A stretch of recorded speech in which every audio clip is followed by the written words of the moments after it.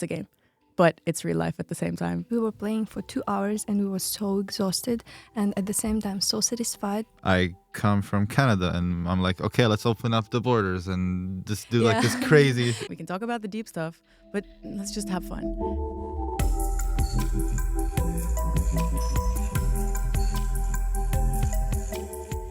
Today we're joined by our colleagues and Comrades. Redo. And now they're just gonna do a short introduction of themselves. Okay, shall I start? So hello everyone, my name is Eva. I'm from Russia. I'm studying here in the digital science track with Maxim and Lola. So my background is mostly data analysis, and I'm here to put my technical skills in sustainability things and make something special for the world in terms of eco-friendly future. Okay, my name is Tarek. I'm originally from Syria and I'm also Canadian. I've been living in Canada for the last years, I guess. And I'm at the Learning Planet Institute studying here because it's a multidisciplinary institute, and I am currently transitioning from studying physics towards biology, and I think this institute offers a lot of opportunities for that. Yeah, so my name is Noor. I'm from Bahrain. It's an island in the Gulf. I grew up there. My mom is Iranian. I moved to France like 13 years ago. So I very much am French. I work here at the Learning Planet Institute. I'm a product manager on an AI-powered learning platform. I actually am a natural language processing engineer by background. And when I was doing all this engineering work, what I kept realizing that I was missing is this thing, like I needed to feel like I was helping people by what I was building. That's what led me to the LPI. Welcome to the feedback session on the Solarpunk Futures game, in which we're just gonna have a roundtable discussion about the impressions that you guys had with playing the game. And I want to start by asking actually a question about Solarpunk in general. So maybe if you could discuss between all of you what Solarpunk in the end meant to you after you played the game. Probably you went into the game, maybe you've heard about it, maybe not, but I would like to know, what is your impression of Solarpunk after playing the game? The first word that comes to my mind is hope. Okay, so I had no idea what Solarpunk was. I liked the comparison with Cyberpunk because it's like a more, let's say, happy, hippie version of it. Afterwards, I do imagine just something a bit more utopic, where it's fun sometimes to read dystopic novels, but then like, why are we really doing it to ourselves if it's not to imagine like what we actually want it to be?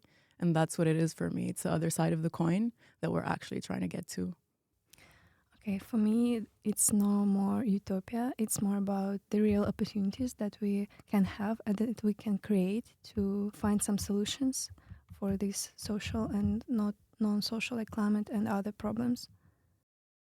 Did you feel like the game helped in any way for you to feel more hopeful about what is achievable and what's not? Like, maybe you can discuss the challenge that you picked out in your groups, and then whether your impression of it being a reasonable challenge to solve changed throughout the game. Okay, so actually when I was playing this game, when we were supposed to pick the social issue that we were going to work on, I just very spontaneously said, I hope we get patriarchy. And everyone in my team was like, yeah, let's just do patriarchy, let's just tackle the beast. And I had no idea what was in the cards, and it was much more smaller issues to tackle, like homelessness. Like they were small pieces of the puzzle. And I feel like by going after patriarchy, we really were just trying to get to the biggest piece. And so it's definitely not an easy topic to go for, but it was nice because the group that I was in had such diverse points of view, and it made me realize that even if you don't agree, it is still important to work together, because if everyone has the same opinion, then that's not really what we're going for, right? Because that's kind of the opposite of what we're trying to go for. We're trying to go for, instead of having like these social norms that everyone has to conform to, we're trying to make sure that everyone has like complete self-expression. And by having such a diverse group of opinions, working on a problem that's not easy, it could have went very like wrong, but it didn't. I think that's what was so fun for me, because it seems like such a huge issue, but then you realize that, you know what, if you just take away all the pressure and you're like, okay, you're playing a game, you can actually come up with constructive solutions and be like, hey, wait, there's hope after all, you know, because it's not that serious. It's a game, but it's real life at the same time. But that's the cool thing, isn't it? That a lot of these challenges are sometimes sensitive topics that people just steer away from discussing and kind of tackling or thinking about them. And the game just puts you in a situation where this card is drawn and, okay, go ahead, think, discuss, come up with a solution or a way forward for the problem. So I think that was a really cool part of the game. Yeah, we had the challenge gun violence. Gun violence. And that was really interesting to discuss because I was not really familiar in a proper way with this challenge. But the first thing that we had to do is creating the story. And while creating, I was reminding the history instead. And at the time, I realized that we had already solved a lot of problems during the humanity history. And that means that we can also solve this problem. And that gives the hope, and it also turns on imagination. Yeah, and that was the point when the game went in other way, more like hopeful and nice, even with this difficult topic, gun violence. And what role did the backcasting play for you? Was it a helpful tool to imagine backwards rather than trying to imagine iterative steps from right now towards the solution? Yeah, but talking about the limits, I felt that we are a little bit limited by the number of players in the game. It means that we are limited with the number of tools and characteristics. So maybe if there are more people, it's going to be even more interesting because we have a lot of tools. Yeah, I think starting with the solution, like living in a future where the solution is actually implemented, and then kind of retro engineering to how we got there, I think it was a huge part of the game. It wouldn't have been the game without that.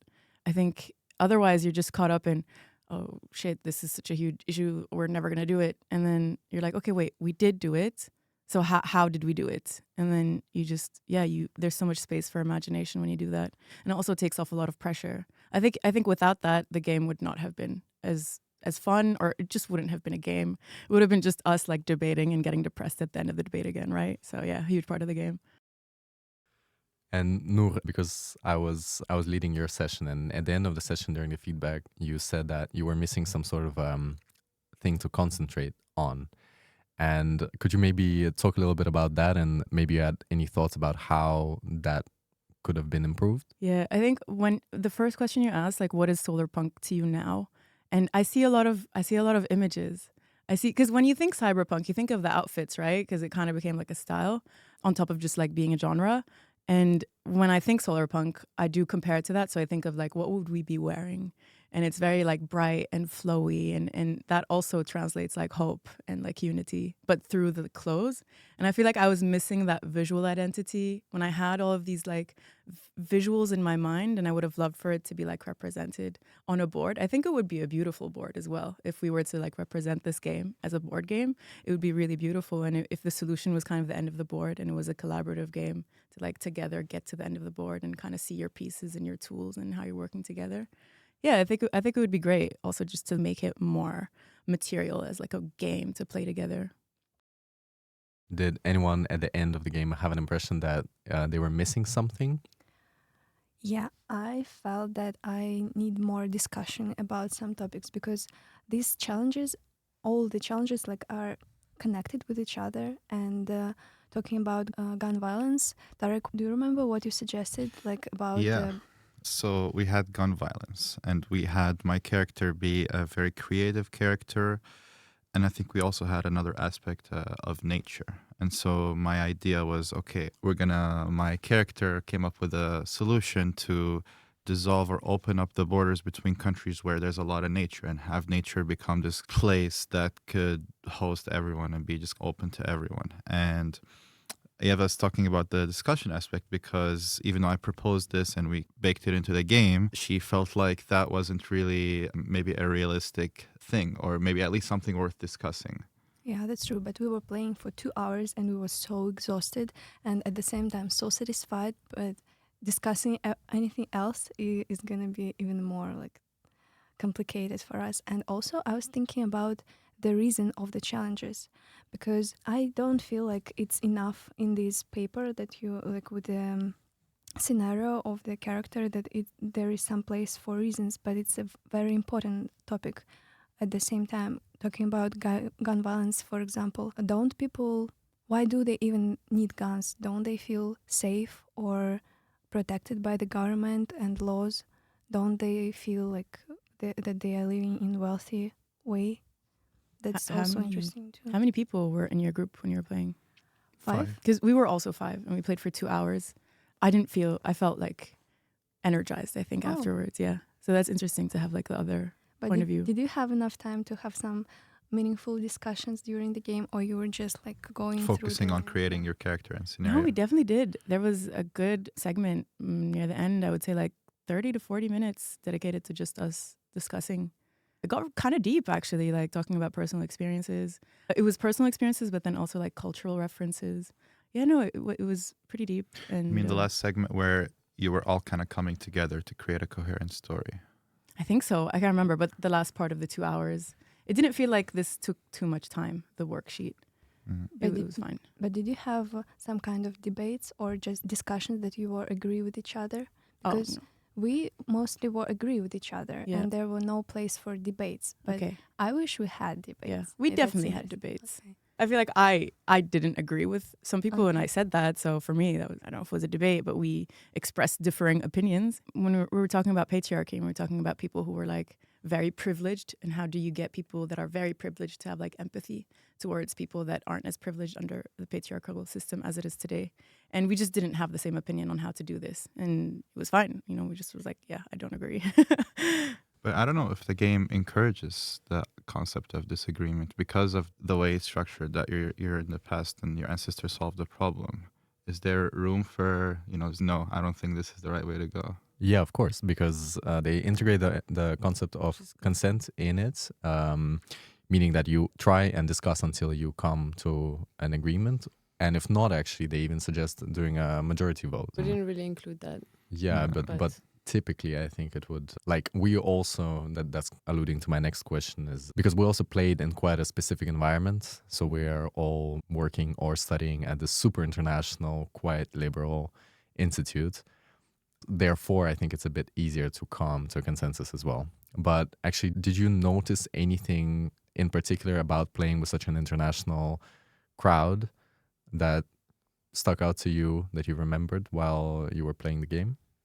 Yeah, I think so. I mean, we came from completely different continents, right? I'm from the Middle East, and then Adam's from the African continent, and then we had someone who's from China, and then we had two French people, and then so we had completely different perspectives. I think it definitely came through in terms of like people who grew up in Europe were like, yeah, we're gonna print books and spread poetry and do workshops. And I feel like, those are all valid solutions. And then people who maybe grew up in different cultures or different parts of the world, I feel like for me, the main thing was like being able to like have bodily autonomy, which is not something that in the Middle East is a bit harder for women, depending on which country you come from.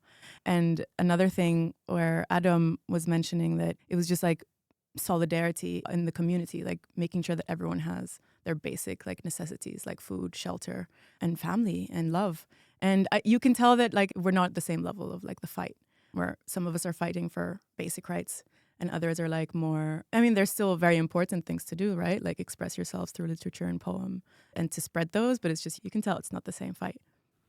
Do you remember what Salam's proposition was? No, what? I don't remember exactly, but I think he really focused on the concept of education, which makes sense. He's from Pakistan, right?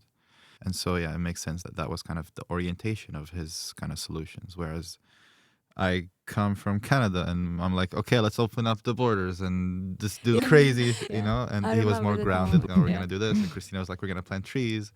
So yeah, but when you told about the let's delete the roads between the countries, I was super surprised and I was like, oh, okay, let's go further. We don't have enough time for discussion. It's your dream, actually. Yeah. If there were no borders, you'd definitely get no visas. Because I tried 5 times.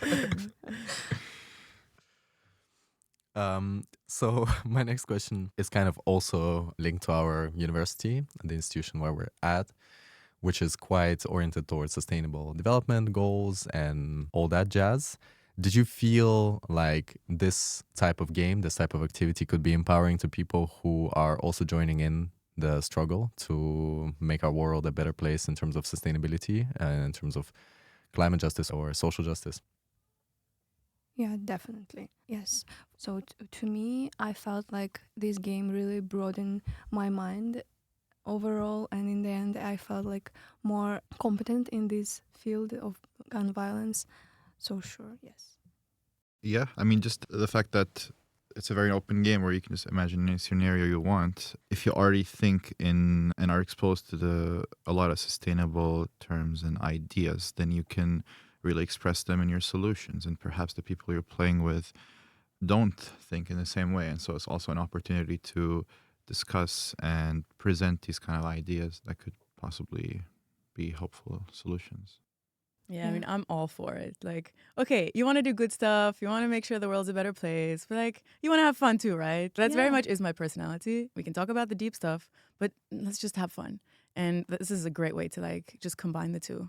Be like, okay, we're gonna change the world, but like, chill, guys. Yeah, I would even like make it a traditional game. Mandatory for, game for everyone. You Yeah. must play this game. Yeah, I mean, in terms of sustainable development goals, that is the aim of our like education. It's definitely should be a traditional game. We're going to ask Salam to integrate it in the curriculum. Yeah, this kind of talking about sustainability and playing the game with different people. You know, we already talked about how we're in an international open university where people are already exposed to these kinds of ideas. But I also was kind of contemplating when we're playing the game, I'm like imagining myself playing this with my family. And This was actually my question that I was about to ask. and I could just imagine they would find it more amusing initially, I think. And because, again, we discuss sensitive topics, and it's a game that really encourages imagination and coming up with solutions to these kinds of, again, sensitive topics. And these are just not things that we discuss within my family members, for example, or maybe in a particular circle of friends where that's just not on the table. So, yeah, it's interesting for I sure. would also like to play this game with my family because back to Russia, it's completely different level of problems. Like nothing about sustainable development things, and yeah, I would like to play it also with my nephews and nieces because they are children and maybe they'll have some new, fresh ideas about some problems. And maybe the shorter version of the game, which I didn't really get to explore or play, would be a more kind of digestible, easy approach to playing the game with people that you're not used to kind of sitting down and talking about these kinds of things with. Well, in terms of playing with other people, did you feel like there was space for you to also take kind of the leadership and play with other people? Because in our group, actually, something came up that we were thinking to just do it on the street, right? That in the summer when the weather is better, we can just take it to the Seine and then just sit there at the table, put it all out, and then invite people to play. Because this came up when we were actually discussing the limitation of the fact that we have such a super diverse, super leftist discourse here.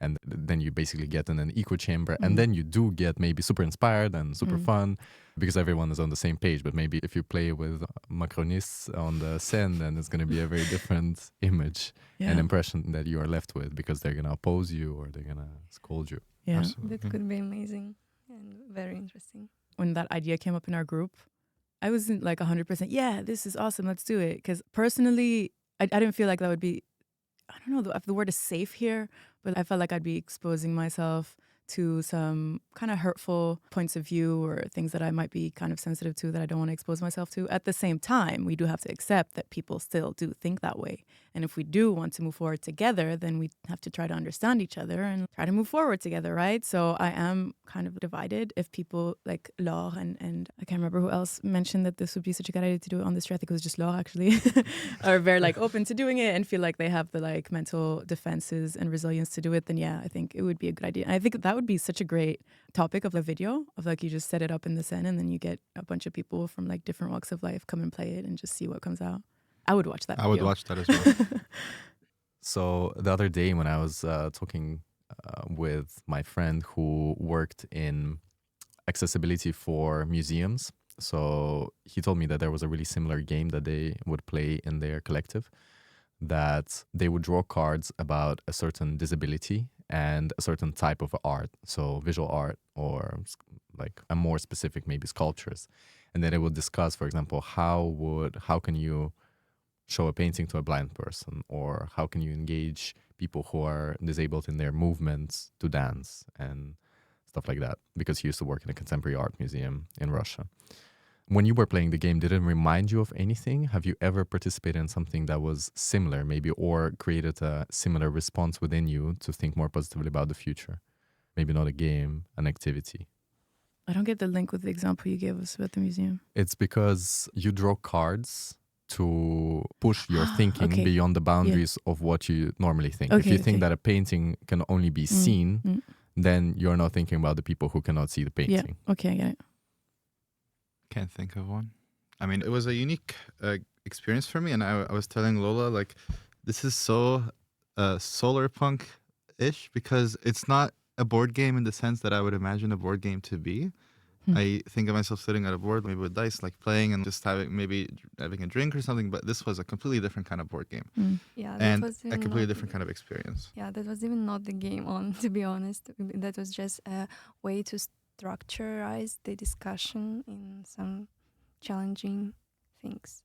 I think actually having the board might be a bit of an obstacle, because if you just have the cards, you could just go anywhere, like be in a bar with your friends and be like, hey, let's just do this, you know? Could be just an addition, like if Yeah. you want to use it. Yeah, but can like the use it. fact that you don't need it is actually, that made me Mm. think, what you just said made me think like you could just pick this up and be at a bar with your friends and be like, hey, let's do this. What did you think of having to write things on a paper? Did you find that limiting in any way? No, because I didn't limit myself to it. Like I wrote some stuff down, but then I didn't I have to only stick to this, right? I don't really care what I wrote, to be honest.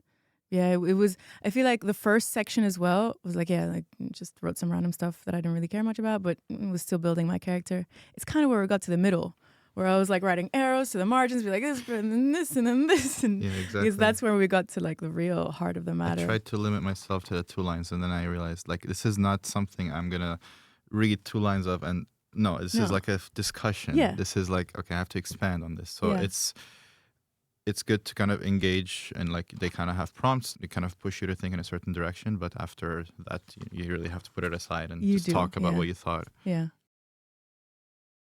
Okay, guys, thanks. For the last question, I'm just going to ask you to tell our listeners why you would recommend them to play this game, because I do remind our listeners that it's an open source game. You can just go ahead and download it, print it out, and play it with your friends. So now we're going to hear the impressions of our dear co-hosts here about the game and why you should play it. Okay, I'll start. People listening to this podcast hopefully are interested in Solarpunk, and they are interested in getting introduced to the idea of this kind of concept of building a hopeful future. And it is one thing to read about Solarpunk. Maybe you can read a book, watch a video, listen to a podcast, and like, okay, this is what Solarpunk is. It's a completely different thing sitting down with people and actually thinking, engaging, discussing all these things that Solarpunk is. And that is the biggest strength of the game for me, is it encourages us to, draw from our own experiences, but also think about our environment and how we can use it to create the idea of Solarpunk and what it's encouraging kind of us to think and go in that direction. What comes first to my mind is that I would recommend this game for those who even don't think about daily challenges that we have, and for those who want to know more about them, because in your daily life you usually don't think about gun violence and other challenges in this world. Yeah, but I would definitely recommend to play this game for everyone, like for everyone. Yeah, so I think you kind of know my point of view now. So I just, from my life, have become very left-leaning, open-minded person. And at the same time, I don't watch the news. I hate it. It depresses me. I don't like discussing politics. Same, it depresses me.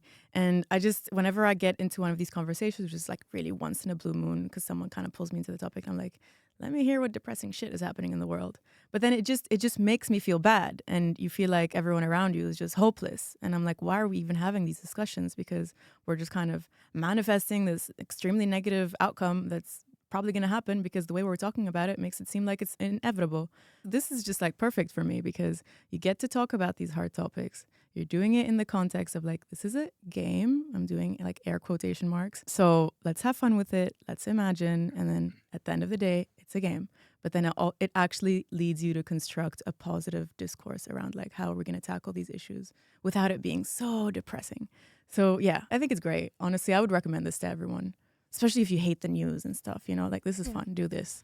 I think having a Noor in every group is essential because she can find the fun aspect. I think when we were just sitting down, 4 or 5 of us, we were just like so intent and focused and like trying to draw up this perfect scenario. And we had no one to break the tension and like throw in a joke. And like, guys, okay, relax, this is a game. You know, I pulled humor as my talent. That's why I saw it, I was like, this is uncanny. Like Happens more often than you think, that people draw cards and then they're like, this is me. This is me. You pull the energy, right? Okay, guys. Well, thank you very much for your Amazing. participation. We appreciate the feedback, and we hope that the creators of the game are going to listen to it because they actually asked for this. They better. Okay, thanks. Great, thank you.